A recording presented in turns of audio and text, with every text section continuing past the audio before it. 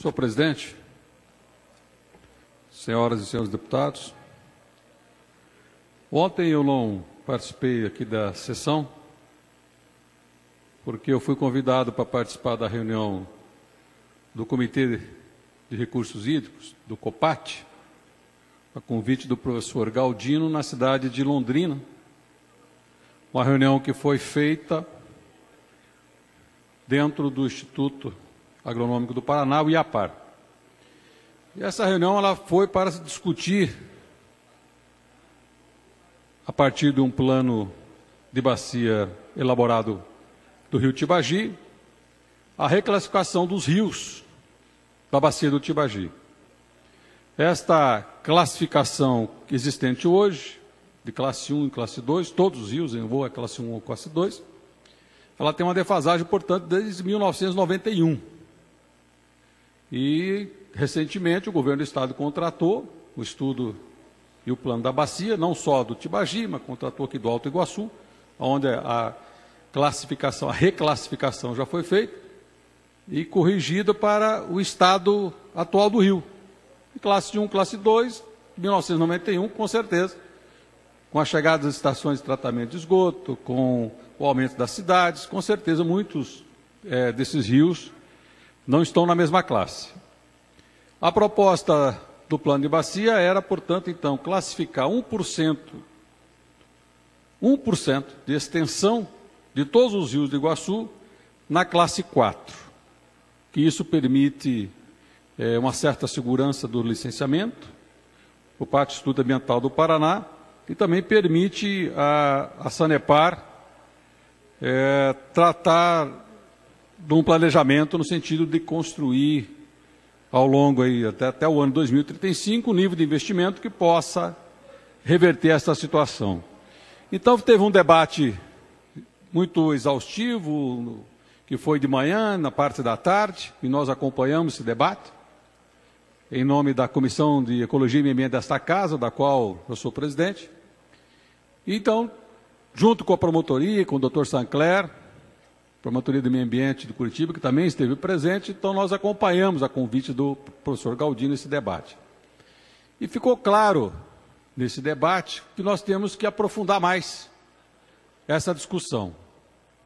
Porque a partir do momento que você classifica um rio para a classe 4, deputado Scarivac, o senhor que é engenheiro, né, classificou para a classe 4, nós só podemos utilizar ele para lançamento de esgoto ou navegação. Não se permite, e não se permitirá, nenhum outro uso. Não poderá ser para irrigação. Então, tem uma série de limitações. E qual é a consequência hoje de rios estar em classe 4? DBO, né, que é a disposição de nível de oxigênio, principalmente de fósforo e nitrogênio. Principalmente de contaminantes do esgoto doméstico. Já tem, inclusive, a presença em alguns trechos do próprio rio Tibagi. Portanto, o rio Tibagi não está sendo classificado com classe 4. O que se pretende é classificar 4.4, só os afluentes que têm essa contribuição. A Sanepar, neste processo, das pesquisas que existem, tem uma contribuição de 15% nessa contaminação. Esse tipo de contaminação faz com que haja o que nós chamamos de eutrofização, que é a perda de oxigênio. Ao perder o oxigênio, você favorece a criação de algas. Ao favorecer a criação de algas, você tem algas que estão extremamente nocivas ao ser humano. Cianobactérias, tem uma série de elementos nocivos ao meio ambiente, ao ponto de que essa água não possa ser utilizada para outros usos. A Sanepar tem 15%. Calcula-se que as indústrias, pelo plano de bacia, em torno de 20%. Nós estamos falando de 35%. E 65% é a agricultura. Então, colocar toda essa responsabilidade na Sanepar é pesado demais. Mas a Sanepar é a maior interessada, já que ela advém dessa atividade um retorno econômico financeiro, no sentido de fazer essa recuperação, e a Sanepar deixou claro isso lá, mostrando todos os investimentos que ela vai fazer ao longo dos anos para, por exemplo, passar de uma eficiência de 75%, que é a eficiência média da bacia, para 93%. Isso dá em torno de 178 milhões. Porque você vai, até porque nós não estamos imaginando um tratamento terciário, com lodo ativado, como já teve algumas estações, inclusive no passado, inclusive na estação de Londrina, quando foi a primeira estação de tratamento de Londrina, foi com lodo ativado, em 1961. Então, para alcançar essa alteração, há necessidade de 178. E a Sanepar demonstrou lá, então, que ao longo dos anos, esses investimentos serão feitos para que haja uma emissão de poluente menor, para que os rios não acabem sendo contaminados a ponto de viabilizar o seu uso e a sua reversão. O Comitê de Bacia acabou não colocando esse ponto de pauta para a deliberação. O Comitê de Bacia vai levar essa discussão para o mês de agosto, no final do mês de agosto, e a tendência que se percebeu nessa discussão é que o Comitê de Bacia, que hoje, felizmente, está tendo um olhar inteiro, deputado Chico Brasileiro, para a bacia. Porque nós idealizamos isso lá atrás. É uma das políticas mais modernas do mundo. A França fez o seu primeiro Comitê de Bacia em 1963. Nessa época, perceberam que a água seria central neste século. Em razão disso,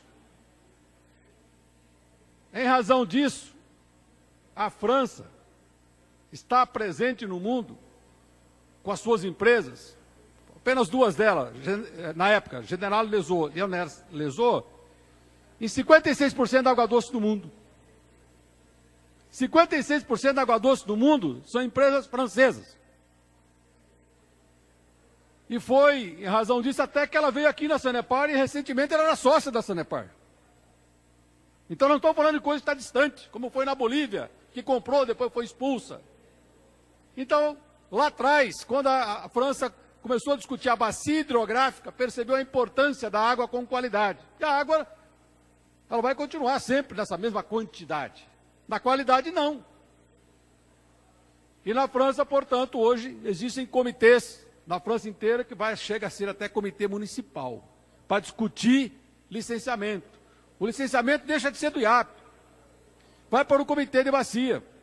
Porque foi dito lá que nós podemos viver, deputado Cristina, nós podemos viver sem luz. Se a Copel fechar, quebrar, nós podemos viver. Pegamos uma velinha, acendemos ali uma lamparina, pegamos o gás, água não. Então a principal empresa do Estado, não, sem querer desmerecer a Copel, não é a Copel, é a Sanepar. E nós temos que, portanto, avalizar as políticas públicas da Sanepar para que faça esse trabalho no sentido de reverter os rios, porque ela precisa dos rios.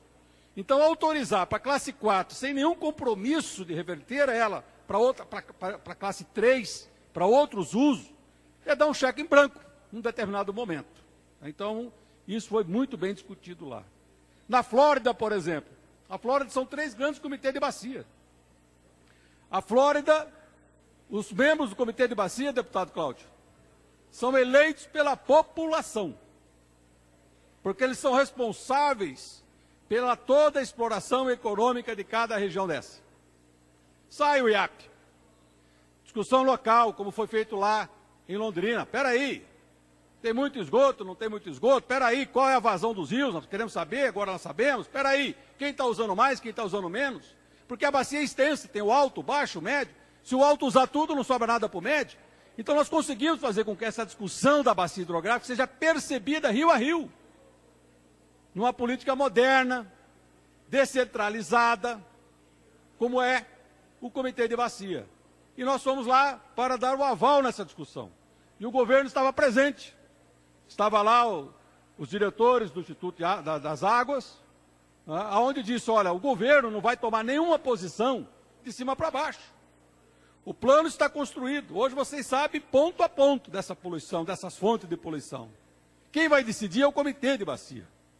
E o que se caminha para essa discussão lá é que se classifique no máximo na bacia do Rio Tibagi, rio classe 3, com TAC. Ou seja, poderá haver um licenciamento para o uso, lançamento do esgoto. Poderá, mas com termos de ajustamento de conduta que no prazo de X anos tem que reverter a classe.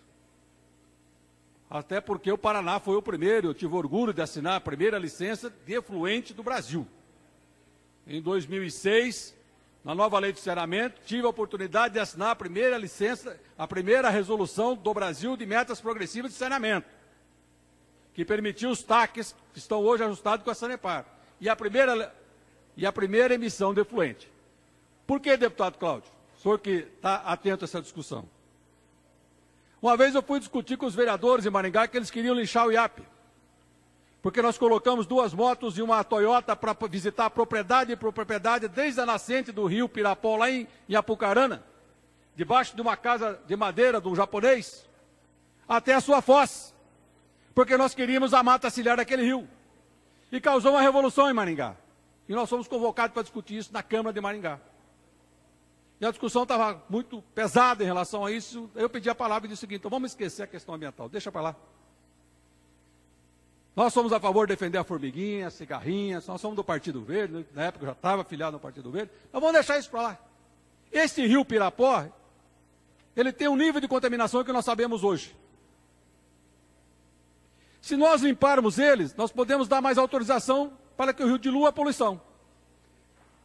Se nós limparmos ele, nós damos autorização, a empresa se instala. Se não limpar ele, a empresa não se instala, o emprego vai embora.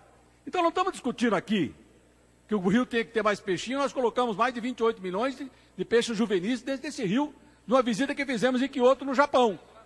Porque até então, Soca de Toledo, deputado Esquemanato, até então nós colocávamos alevinos, dava comida para os peixes.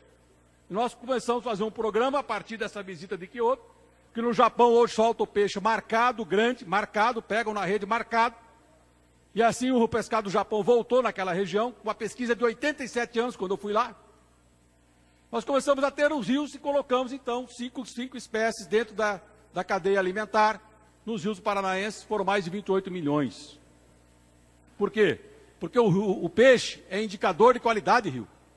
A água está ruim, ele vai embora. Então nós fizemos, no governo Requião, esse maior programa, que nós chamávamos na época de repeixamento de rios da história, não só do Paraná, como do Brasil. Da parte, senhor deputado. Deputado Cláudio. Olha, nós todos sabemos que quanto maior a quantidade de pessoas no ambiente, maior será o resultado negativo da poluição que vai ser gerada naquele local. E a gente tem observado que os rios recebem poluição da área urbana e também no trecho que ele percorre na área rural. Mas a concentração maior de poluentes que ele recebe é exatamente da área urbana.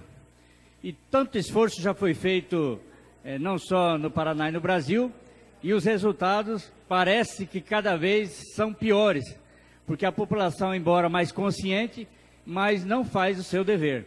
Por outro lado, as prefeituras, o poder público, também não corresponde. Por exemplo, é difícil fazer uma fiscalização para que as indústrias evitem de colocar poluente nos rios, porque as indústrias sempre ficam próximas também da área urbana. Mas muita poluição acontece dentro da área urbana, principalmente no leito das ruas, e vão para as galerias, e as galerias pluviais vão desembocar exatamente nos riachos. Então era preciso, eu tenho certeza que você é muito experiente nessa área, e com certeza poderá visualizar alguma situação de melhora também, e de obrigação por parte do gestor público municipal, para que evite quanto mais a poluição nos rios. E lógico, nós sabemos também que a área rural provoca poluição, mas concentrado, sem dúvida nenhuma, é na área urbana. E eu entendo que nós deveríamos buscar uma alternativa de formar uma comissão aí para ajudar, buscar solução. Para concluir, deputado Rasca. Agradeço a parte de Vossa Excelência e faço aqui uma recomendação a todos os deputados e deputadas. Quando passarem por uma grande empresa, desse Estado, quando caminharem por aí e olharem assim, ver uma grande empresa, procura o rio. Procura o rio que está do lado dela. Porque se não fosse o rio, ela não estaria lá. E o rio que ela precisa é com água limpa. Então nós temos que trabalhar e dar toda essa liberdade para o Comitê de Bacia. Então nós fomos lá para ouvir, porque nós queremos que o comitê faça essa decisão. E o comitê está sendo sábio, o professor Galdino convidou pessoas para discutir. E nós queremos que a própria Sanepar também entenda que nós vivemos um outro momento. E os investimentos hoje estão acompanhados, né, desse olhar da bacia como um todo, o que está permitindo, portanto, uma grande política pública que possa nos fazer um desenho do Paraná daqui 20, 30 anos, e tem, da parte dessa Comissão de Ecologia e Meio Ambiente da Assembleia, o apoio para que essa discussão seja feita e que a autoridade seja a autoridade do Comitê de